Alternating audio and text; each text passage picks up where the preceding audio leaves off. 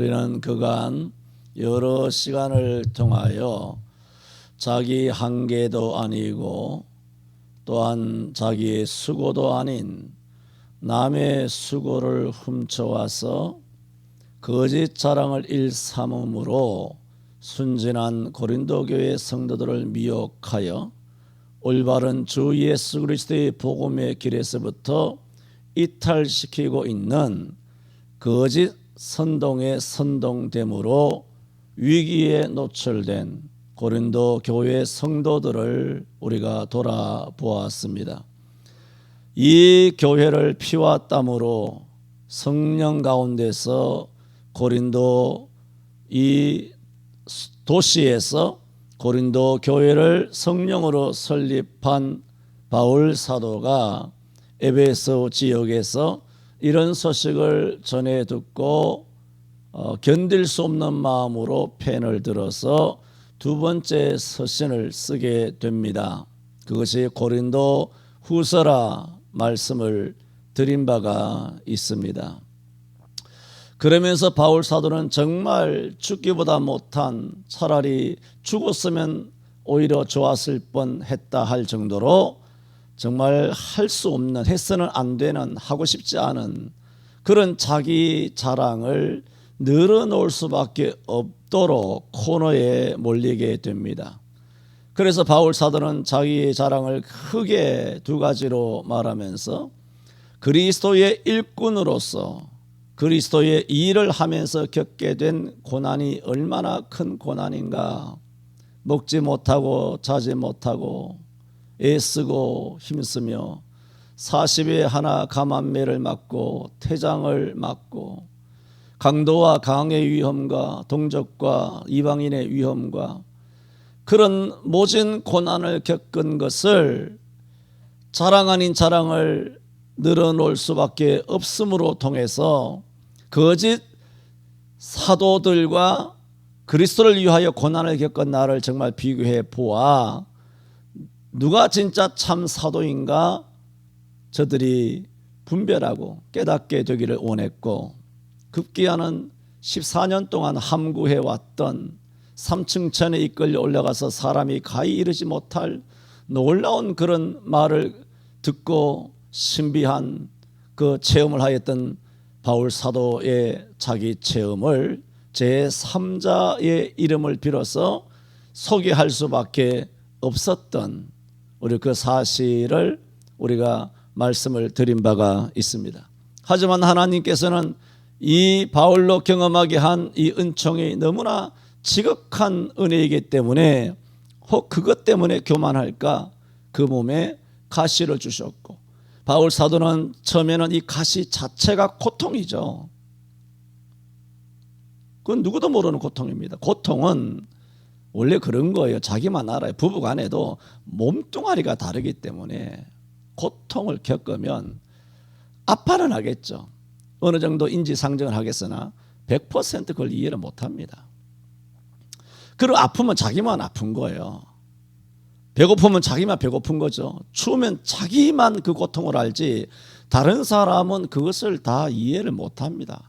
그만큼 공감력도 떨어지게 되고, 그래서 바울은 이 가시는 그냥 가시로만, 고통으로만 생각했고, 또 이것이 자기의 약점으로만 생각하고 부끄럽기도 하고 또 숨기기도 해야 되고 자기의 핸디캡이니까 그런 이런저런 생각을 하게 된 것입니다. 그래서 이 가시를 제거해 달라고만 힘써서 3번이나 기도하였지만 나중에 하나님께서 너가 오히려 약한 것들에 약한 데서 온전하여 짐이라는 하나님의 응답을 받고서야 이것이 약한 것은 맞아, 가시는 맞아, 고통도 맞아, 그러나 이 고통이, 가시가, 약한 것이, 이 고난이 나의 이 역경이 하는 역할이 있구나, 이 역경이 하는 영적인 어떤 기능이 있구나. 고통했을 때는 이 가시가 주는 기능에 대해서는 전혀 생각할 여유가 없죠. 너무 고통스러우니까. 사람이 미치고 자빠지는데 무슨 여기에 대한 영적인 의미, 뭐 신령한 뜻이니 하나님의 뜻이니 이런 걸 생각할 심적, 정신적, 육체적 여유가 없죠. 너무 고통스러우니까. 그러나 기도 끝에 하나님께서 불허하시는 응답이지만 하나님의 음성을 듣겨내자 고통은 맞다.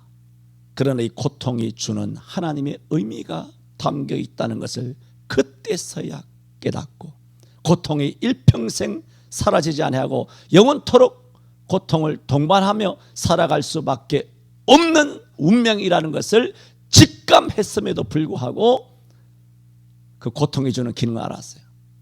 나로 하여금 자고하지 않도록 하기 위하고 그러므로서 성령을 다 의존함으로써 내게 주신 이 권능이 능력이 머물게 하시고 그리고 이렇게 머물게 하시는 이 성령의 법칙을 통하여 성령의 능력과 권능이 계속 역사되게 하신다는 성령의 법칙을 깨닫고 그때서야 내가 이제는 나의 약한 것들에 대하여 자랑하리라 하는 또 내가 약할 때 꼭 강함이니라 하는 말씀을 우리가 돌아본 바가 있습니다. 이렇게 바울 사도가 쭉 이야기에 약할 때 강하다는 둥, 뭐 3층천에 이끌려 올라가서 사람이 가히 이르지 못하는 말을 들었다는 둥, 온갖 그리스도 일꾼으로서 많은 고난을 겪었다는 둥 이런 이야기를 하는 이유가 뭐 때문에 그랬습니까? 자기 자랑하려고 하는 것이 아니라 거짓된 거짓 사도들의 자랑에 넘어간 고린도 교인들을 회복시키기 위해서이기 때문에 바울의 1년의 이 11장 12장에 바울의 억지 자랑, 어쩔 수 없이 하는 자랑은 다 무엇을 위해서인가요? 고린도 교회를 위해서 한 거예요. 자기를 위해서 한 게 아니에요. 바울 사도는 오늘 이렇게 말하고 있습니다. 12절에 사도의 표된 것은 사도의 증거죠. 사도의 증명서와 같은 거예요. 뭐 자격증 같은 거. 사도의 표된 것은 내가 너희 가운데서 모든 참음과 표적과 기사와 능력을 행한 것이라고 말하고 있기에 오늘 사도의 표란 제목으로 지금까지 바울 사도가 고린도 교회와 고린도 교인을 위하여 자랑할 수밖에 없었던 그 자랑을 전개한 것을 마지막으로 매듭을 짓는 거예요. 내가 지금까지 말한 것이 뭐다? 사도의 표다라는 거예요. 마지막으로 증명서를 딱 내보이는 거예요. 흔들릴 수 없는 증거라. 오늘 사도의 표란 제목으로 세 가지로 말씀을 드립니다. 첫째는 11절에 말씀하신 것처럼 내가 어리석은 자가 되었으나 너희가 억지로 시킨 것이니 라고 했어요.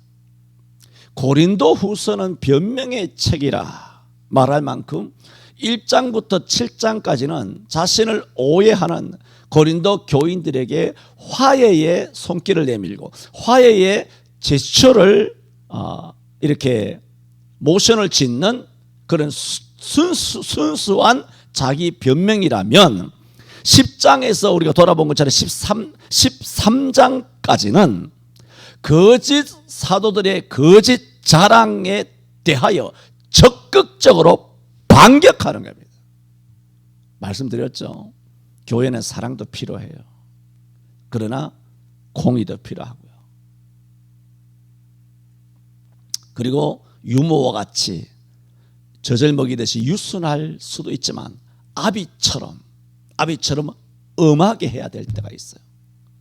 바울 서신에 항상 두 가지를 동시에 말씀하고 있는 것처럼 7장까지는 어떤 면에서 유순한 어떤 제스처를 자기의 순한 변명을 했다면 이 10장에서 13장까지는 거짓 사도라고 강력하게 공격하였다. 우리 11장에서 말씀을 드렸었죠. 네.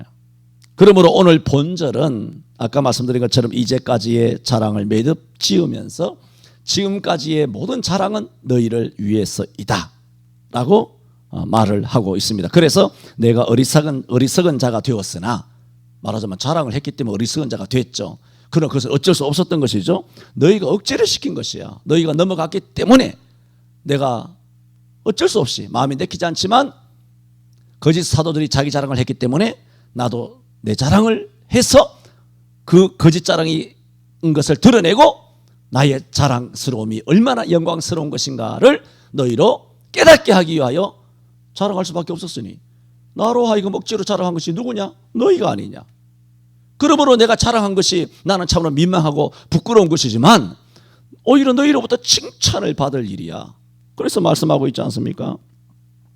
내가 너희에게 칭찬을 받아야 마땅하도다 라고 한 것입니다. 다음 두 번째로 바울 사도는 자신이 큰 사도들보다 조금도 부족하지 않다. 11절 하반절에 되어 있죠. 내가 아무것도 아니나 지극히 큰 사도들보다 조금도 부족하지 아니하니라 했습니다. 이것은 우리 지난 주일인지 저지난 주일인지 말씀드렸던 것처럼 바울 사도는 고린도전서 15장 9절에서도 나는 사도 중에 지극히 작은 자라 내가 하나님의 교회를 핍박하였으므로 사도라 칭함을 받기에 감당치 못할 자라 말씀을 드렸잖아요. 그러므로 바울 사도가 고전 15장 9절에 이렇게 말한 이유는 내가 무엇이 관대 주께서 나를 이렇게 들어쓰시는가 하는 데 대한 하나님의 크신 은혜에 굴복하는 것입니다. 하나님의 너무 큰 은혜를 입어서 그 은혜를 감당치 못하겠다는 자기 겸손, 자기 겸양의 표현이죠. 사도가 아니라는 것이 아니라고 말씀드렸지 않습니까? 그리고 또 말씀드린 것처럼 거짓 사도들은 그럼에도 불구하고 바울 사도는 자기 스스로 사도가 아니라 말했지 않느냐 하여 거짓 선동을 하자 다 말씀드린 것입니다. 지난 주일에 앞장 고린도후서 11장 5장에 와서는 내가 어떤 큰 사도들보다 조금도 부족한 것이 없다라고 말할 수밖에 없었다라고 말씀을 드렸죠. 그 11장 고린도후서 11장 5절에 나옵니다. 내가 지극히 큰 사도들보다 부족한 것이 조금도 없는 줄 생각하노라. 그러면 한 번쯤 말했으면 됐잖아요. 그런데 오늘 또 말하고 있다는 겁니다. 11절 오늘 12장 11절에 내가 아무것도 아니나 지극히 큰 사도들보다 조금도 부족하지 아니하니라 두 번이나 강조하고 있어요. 바울이 이런 심성을 가진 분이 아니잖아요. 바울이 이런 사람이 아니잖아요. 오죽하면 이랬을 거야. 두 번이나 앞장에 해놓고 또 뭐 얼마 가지 않아서 또 한 번 내가 지극히 큰 사도들보다 조금도 부족하지 아니하다라고 말했어요. 그러면 11절에서 말하는 것은 뭡니까? 내가 지금까지 한 자랑 너희가 억지로 시킨 것이야. 그러면 나 오히려 너희한테 비난받을 일이 아니라 칭찬받을 일이야. 그리고 두 번째는 내가 다시 한번 강조하지만은 나는 지극히 큰 사도들보다 어떤 식으로 비교해도 나는 조금도 부족하지 아니하니라. 이렇게 말할 수 있는 사람이 있을까요? 이 땅에 거의 없는 것이 아니라 아무도 없을 것 같아요. 뭐 대한민국 땅은 물론 목사로서 내가 어느 목사에 비해서 조금도 부족하지 않다. 이건 뭐 있을 수 없는 얘기예요. 이거는 언감생심. 이건 허언이죠. 허언. 말도 안 되는 말이죠. 대한민국만 아니라 전 세계에도 아마 지금 시대에는 없지 않을까 그런 생각을 합니다만은 그러니까 바울이 얼마나 위대한 사도였는지 모릅니다. 다만 고린도 교회 성도들이 못 알아본 거예요. 여러분 유대인들이 예수도 못 알아봤잖아요. 바울 사도 못 알아보는 것이 아니라 예수를 못 알아봤잖아요. 예수를 십자가에 못 박아 죽였잖아요. 과연 오늘 이 시대는 사람들이 지적 발달이나 과학의 문명의 발달로 인해서 오늘날은 우리가 예수님을 다시 십자가에 못 박고 하는 이런 엄청난 실수와 범죄를 저지르지 않을 수 있을까요? 오늘 이 시대에 저는 전혀 아니라고 봅니다. 전혀 아니라고 봅니다. 여전하다고 봅니다. 여전합니다. 아무리 시대가 바뀌고 아무리 배움이 있어도 예수 그리스도의 보혈 아니고는 희망이 없는 인간 세상입니다. 다음 마지막으로 세 번째로 이제는 사도 바울이 결론을 말하죠. 사도의 표다. 지금까지 말한 것은. 그리고 지금까지 말한 것을 다시 한번 압축합니다. 사도의 표 된 것은 내가 너희 가운데서 모든 참음과 표적과 기사와 능력을 뭐한 것이다? 행한 것이라 그랬어요. 중요해요. 행한 것이어야 해요. 강단에서 십자가 이야기한다고 십자가를 진 목사가 아니에요. 넌센스를 하면 안 돼요. 오버하지 마세요. 강단에서 신사참배를 정죄라기보다 신사참배는 비성경적이다. 우리는 신사참배하지 않는 그런 정말 순교자적인 1940년도 44년도 이런 시기에 그런 한국 근대사의 옛날 이야기를 끄집어내서 정말 감동적으로 주기철 목사님이 어떻고 손양의 목사님이 어떻고 D.L. 무디가 어떻고 웨슬레가 어떻고 리빙스턴이 어떻고 뭐 이렇게 정말 옛날 아브라함이 어떻고 바울이 어떻고 이렇게 강단에 서서 정말 진정성을 담아서 성도들의 마음을 막 후벼 파고 막 울컥거리게 하고 감동스럽게 하고 이렇게 연출하고 설교를 한다고 해서 그건 은혜는 되겠죠. 지금 말씀드리는 이 말씀이 거짓이라는 말씀이 아니라 그 말씀을 전하는 당신 누구예요? 나잖아요. 그건 내가 전한 것이지 내가 그렇게 산 것이 아니라는 거예요. 그런데 목사가 이렇게 힘주어서 목에 핏대 세워서 진심을 다하여 물 쏟듯이 진심을 다하여 기도 많이 해서 이렇게 설교를 하고 나면 뿌듯하게 생각해서 내가 마치 순교의 길을 걸어갔던 것처럼 내가 마치 십자가를 졌던 것처럼 신사참배를 부정하고 우상숭배를 거절하고 옥고를 치루었던 것처럼 몇 번 옥고를 치루었던 것처럼 그렇게 자기 자신이 순교자에게 오히려 투영이 된다니까요. 만약 소설을 읽으면 자기가 주인공이지 않은 거예요. 와, 내가 주인공이다. 칼싸움하고 말이야. 총싸움하고 말이야. 소설을 읽으면 다 자기가 주인공으로 빙의가 되죠. 빙의란 말은 성경적인 건 아니에요. 주인공으로 이렇게 막 착각을 불러일으키지 자기가 소설 속에 악한 악당으로 그렇게 자기를 생각하는 사람이 있나요? 자기는 전부 다 정의의 사자, 정의의 사도, 강자에게는 굴하지 아니하고 약자 앞에는 약해지는 정의의 사도. 그런데 실제로는 어떡합니까? 백의 백, 강자 앞에서는 비굴하고 약자는 짓밟고. 자, 이 갭을 어떻게 할 것이에요, 이거?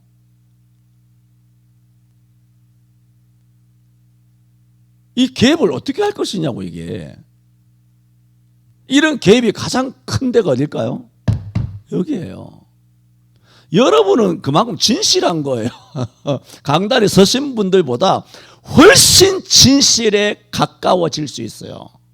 훨씬 진실에 가까워질 수 있어요. 그런데 강단에 선 이상은 진실에서 안 가깝다는 것이 아니라 진실에서 훨씬 멀어질 수가 있어요. 멀어졌다는 게 아니라 그러면 다 목사님들 다 뭐 욕하는 것이 되니까 좀 그건 아닌 것 같고 진실에서 멀어질 수 있어요. 한번 멀어지면 어마어마하게 멀어질 수가 있어요. 성도들은 뭐 가봐야 몇 걸음 못 떼요. 딱 보면 딱 보이거든요. 정체가 뭐 몇 걸음 떨어져 나갔구나. 한번 고민하면 돌아와요. 한번 전화 한번 하고 그렇게 따뜻하게 이야기하고 신방 한번 가고 하면 몇 번 신방 가고 하면 와요. 성도들은 다 순진하다고요. 목사한테 가보세요. 오나 어린 밥 푸는 짓도 없습니다. 한번 떠나면 한국교회가 왜 하나가 안 될까요? 생각해 보세요. 한국교회가 예를 들어 하나가 안 됐다. 왜 하나가 안 됐을까요? 가장 중요한 것은 성경이에요. 성경을 뺍시다. 빼자는 게 이상한데 성경을 해석하는 시각이 다르기 때문에 약간 그런 것도 있지, 근본적인 것도 있지만 성경을 빼더라도 인간적으로 생각했을 때 인간적으로 생각한다면 한국교회가 하나가 되지 않는 이유는 뭐냐 하면 성도들이 하나가 안 되나요? 성도들이 다른 교회 성도들을 만납니까? 어? 아니 이 교회 성도들이 저쪽 교회 성도들을 만날 기회가 있냐 말이에요. 없어요. 아니면 서울에 있는 성도들이 전라도에 있는 성도들 만날 죽을 때까지 한번 못 만날 거예요. 충청도에서 강원도에서 예수 믿는 성도를 만날 길이 있습니까? 사업이 아니고서야. 성도가 성도를 만날 길은 죽을 때까지 없어요. 이 교회 저 교회 돌아다니는 인간들 빼놓고. 근데 목사는 툭하면 만나. 전국적으로 뭐 선후배 해가지고 동기동창 뭐 각 지교회 노회 대회 총회 뭐 가면 전국적으로 만나는 거예요. 한기총회 가면 뭐 총 뭐 교단들끼리 교총도 있고 말이죠. 그렇게 다 목사들끼리 만나잖아요.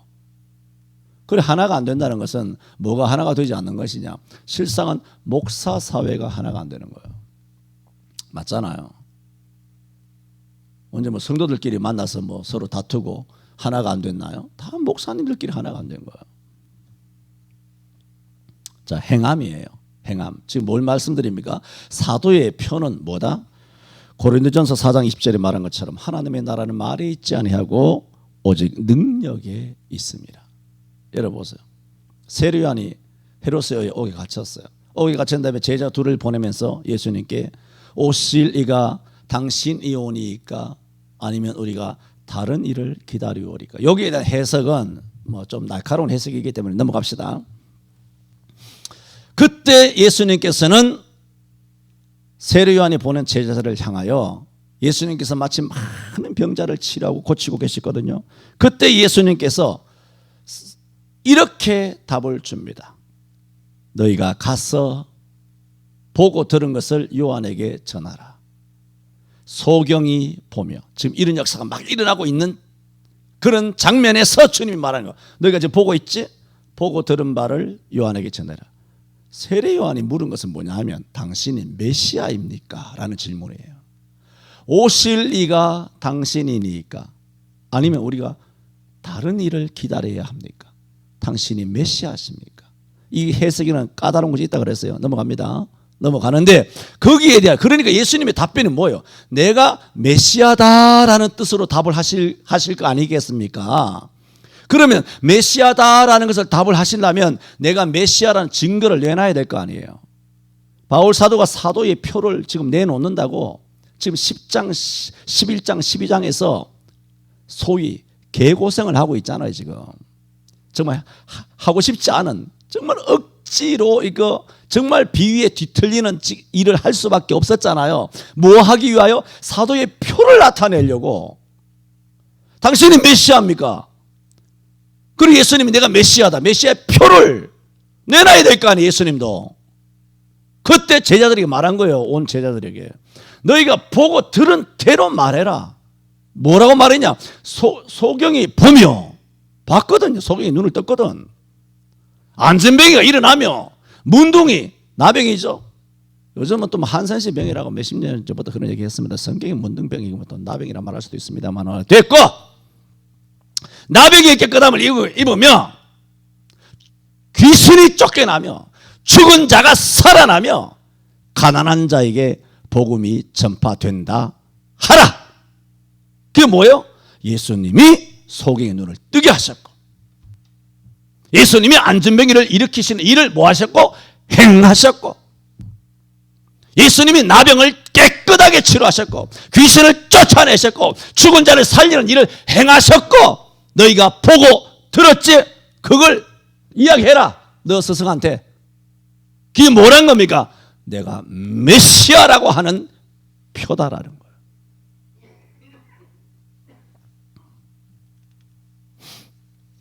이처럼 바울 사도가 오늘 말하고 있습니다. 나의 사도된 표가 뭐냐? 너희 가운데서 모든 참음과 보세요. 표적과 기사와 능력을 행한 것이라. 이게 뭐예요? 참은 것을 행했다는 거예요. 끝끝내 참은 일을 행했다는 거예요.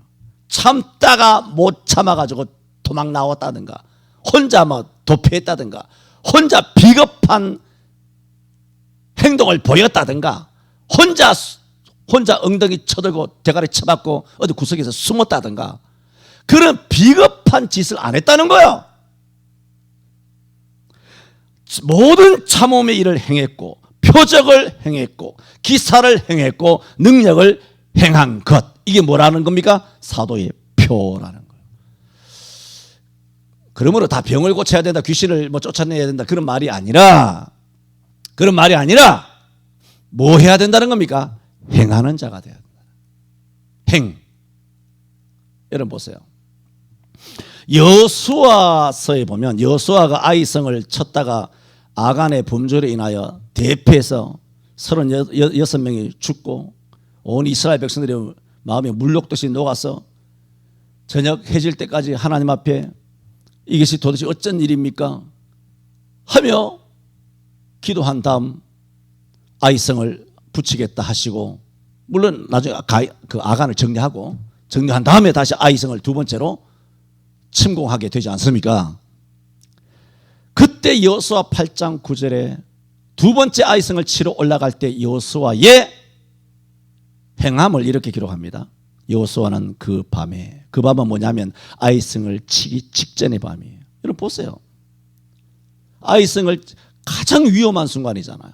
아이성을 치기 직전의 밤, 내일 아침에 전쟁이 일어나기 바로 직전의 밤, 그 밤은 잠을 못 자는 거죠. 피를 말리는 거죠. 성경은 이렇게 말합니다. 여호수아는 그 밤에 백성 가운데서 잤더라. 자주 우리가 잘 알잖아요. 왜 다윗이 범죄했느냐? 요압은 나가서 전쟁하는데 자기는 성전 뜰에서 왔다 갔다 하다가 남의 여자를 본 거예요. 다 기도할 때 목사만 기도 안 한 거예요.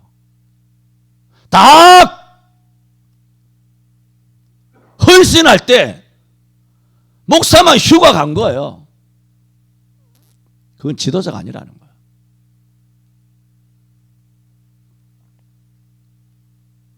다윗이 범죄한 이유는 다 일할 때 자기 혼자 일 안 했어요. 이스라엘 백성들이 나가서 전쟁통에 죽느냐 사느냐 하는 그런 데 노출되어 있는데 한 나라의 지도자라고 하는 양반이 한가지게 그 시간을 보내고 있었다는 겁니다. 여러분 사무엘라 11장 바로 그 사건이잖아요. 그 사건에서 또 주는 말씀이 있어요. 다윗이 왜 지도자답지 못했느냐, 왕답지 못했느냐. 마침내 밧세바를 범하지 않습니까?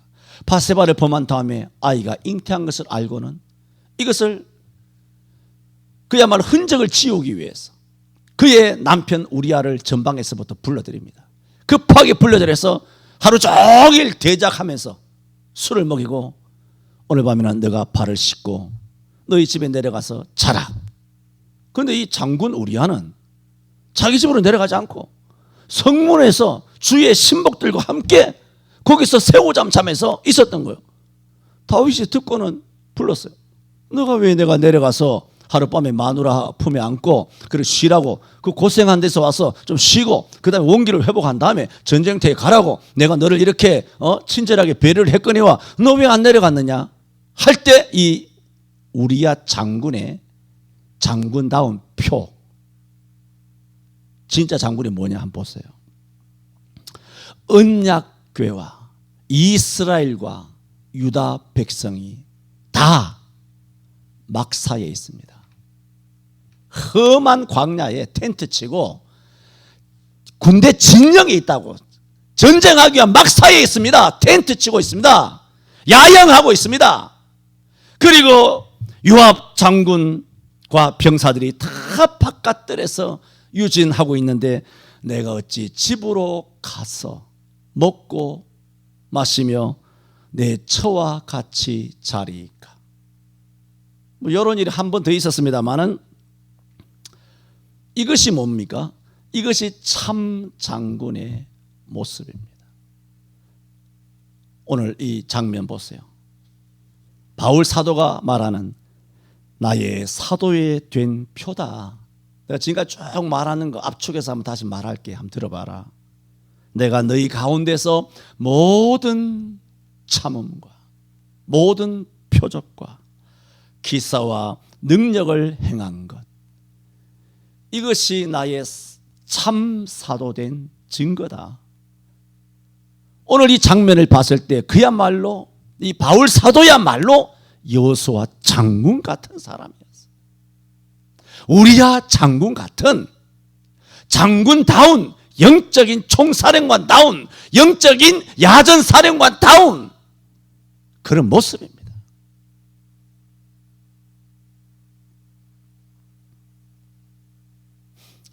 1, 2차 세계대전에도 보는 것처럼 롬멜 장군이나 패튼 장군이나 메가더 장군이나 아니 몽고메리 장군이나 이런 사람들도 항상 전쟁을 보면 전쟁의 선두지휘했어요. 그러니까 모든 군사들이 존경하고 따르는 거예요. 아시죠? 메가더는 그 유명한 거, 폭탄이 날아와도 고개 안 숙이는 거예요. 전장에 활보합니다. 공격! 공격! 이게 메가더의 특징이에요. 여호와 하나님을 믿기 때문에. 여러분, 사람이 이렇게 서서 다녀서 사람이 다 죽습니까?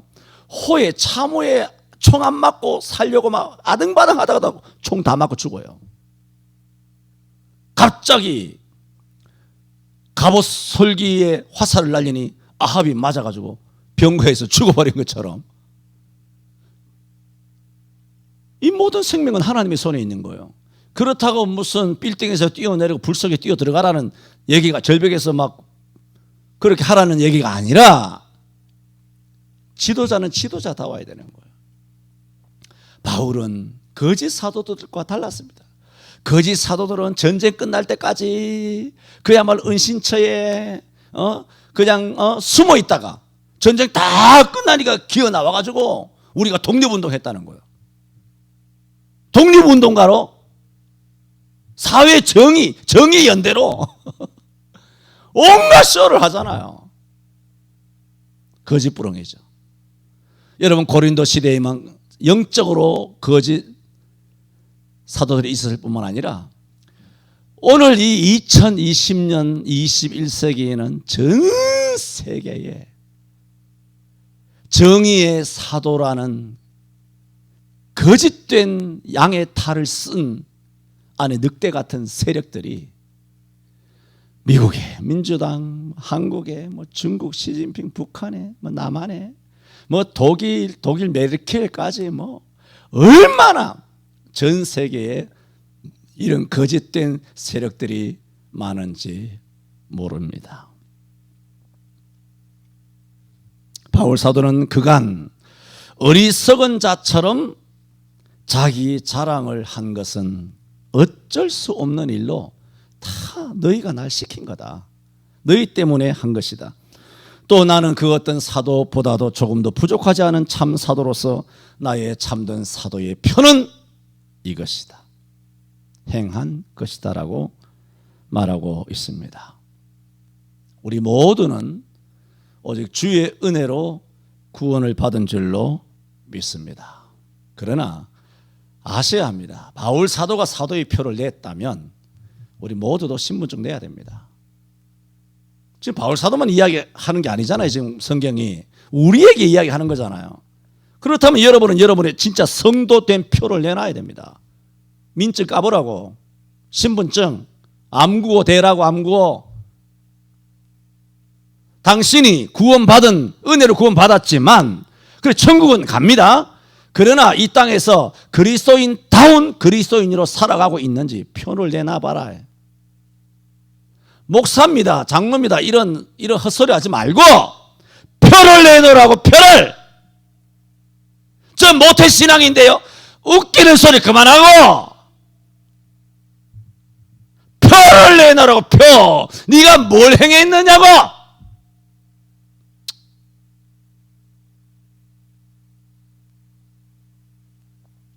성도의 진실함은 직분에 있지 않고 오래 믿었다는 실력, 믿음의 역사에 있지 않습니다.